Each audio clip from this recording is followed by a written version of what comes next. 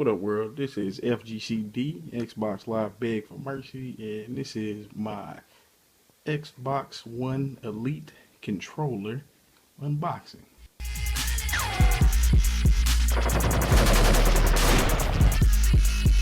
Yeah, okay. I am bulletproof.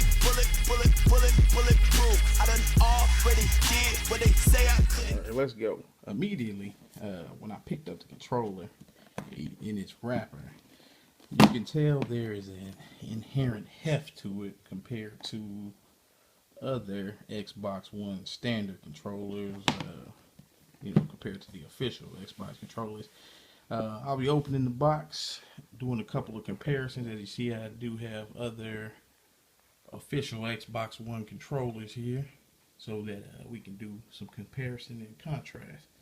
So stick with me. I'm going to get the box open and we'll dive right in. Alright, through the magics of the internet, I've already broken the plastic bondage, which we call tape. And first thing you'll notice is that the controller is in a sort of a clamshell casing. Like I said, it's still hefty even without the box. The box got a little bit of weight to it. It's a pretty sturdy box. I imagine that they have some goodies and stuff under here. Okay, yeah, they do. This is the braided cable for the charging cable. It's braided, which I like, compared to the Play and Charge kit that Microsoft already offers, which is just your standard micro USB affair.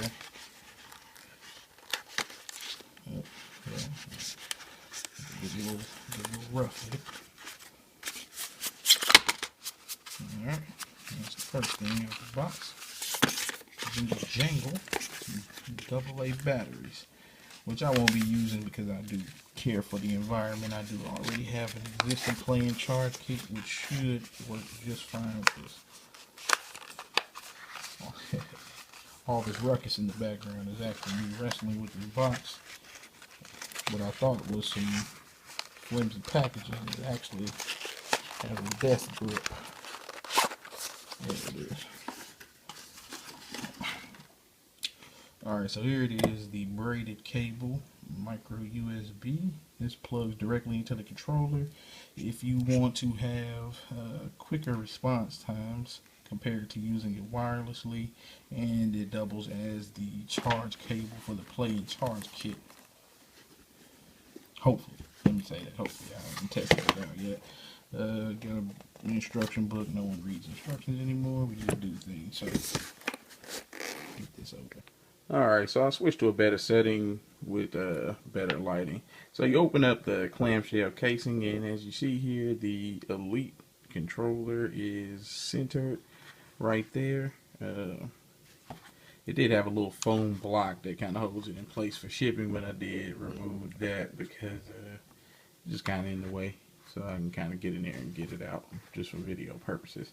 So as you see, I've kind of toyed around with it a little bit. I did remove one of the paddles just to see, how easy they are to get on and off, and it turns out it's quite simple. You just kind of rock it and pull it out, rock it back in there. But this is the clamshell casing. It's innards. I'm going to remove the controller so you can see it's blocking a little bit. They have a rubberized carrying case for all of the swappable components of the controller. This is the convex controller knob, analog stick knob, and it's more akin to the PS4 stick. And these sticks are really simple to remove. It's literally a snap. Just pull it off. It has magnetized components, and I don't know if you can hear it, but they kind of just snap in place. But I prefer the Xbox One standard analog sticks. But it looks like this one's a little bit longer too. So that one is an elongated convex knob analog stick. And these are the elongated contoured. Shit, I don't know. There's so many terms. There's convex and concave. This is concave. So this one has the standard kind of like grip that you are used to if you already own the Xbox One or you're familiar with their controllers. But the stick is, the actual analog stick is twice as long as the one that comes standard on there, which is kind of like stubby. And what this is like, for people who are familiar with the FPS control freaks, it does offer more like accurate analog stick movement, but it takes some getting adjusted to. I will kind of try to play with them a little bit. It just feels a little awkward right now. I gotta get a baseline set for like my skills with the controller itself before I can begin making changes.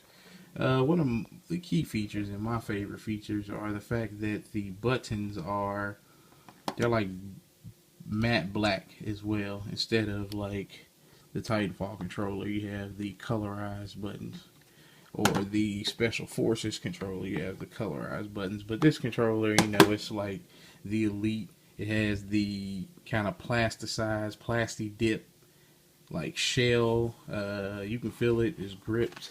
You know, there are grips there. Then it has like a rubberized tactical like grip there. And I mean, this controller has like a lot of heft to it compared to, you know, your standard Xbox One controllers. And you know, I would probably say that is due to the fact that the controller has steel insides. I mean, this is like polished steel right there.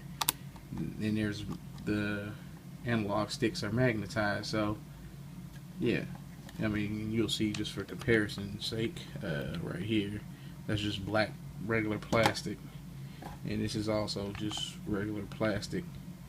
And another thing too, a big benefit to having the steel innards, and there's nothing really wrong with the design of a controller per se, but after a while you begin to lose some of the accurate movement within the sticks, because they have like the little orbitals inside of them, and they begin to get wear, and you'll get analog stick drift. You see one of my analog stick being kind of chewed on right here. That's the price you pay when you have cannibals in your house. They eat up anything. But no. So yeah, just a side by side. I am going to remove the case. Oh, I didn't go in there further. Sorry, I skipped this part. But so for all the paddles that you have on the back of the controller, you can easily just fit them here when they're not in use. And this little carrying case is slick. It's sleek. This is the D-pad that you can use for like fighting games. And like I say, just like the analog sticks, it's just magnetized. All these components are steel. So, bam, throw it in there, kind of just click, set in place. Click, set in place. But it's not easy enough to get off, but it's not something that you would have to worry about coming off like during gameplay. And this, the feel of having like a steel D-pad, it's like a really positive feel to it. Like it's grippy. You're probably like, what? But this actually has tact to it.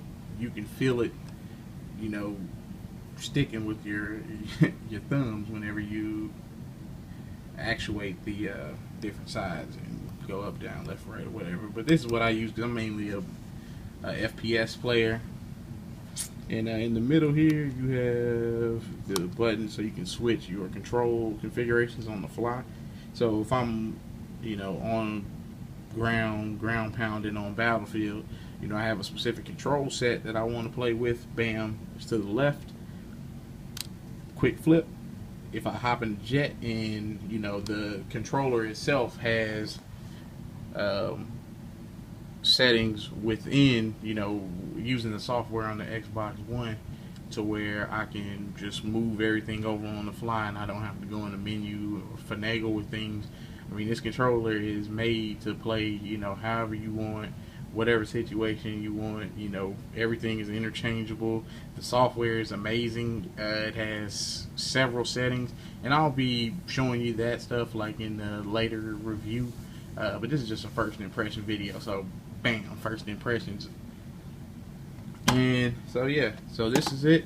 I'm gonna remove the clam case so you can just see it, you know, side by side with the other controllers. Its actual size. Some people are saying that it's smaller, but I don't see that it's smaller.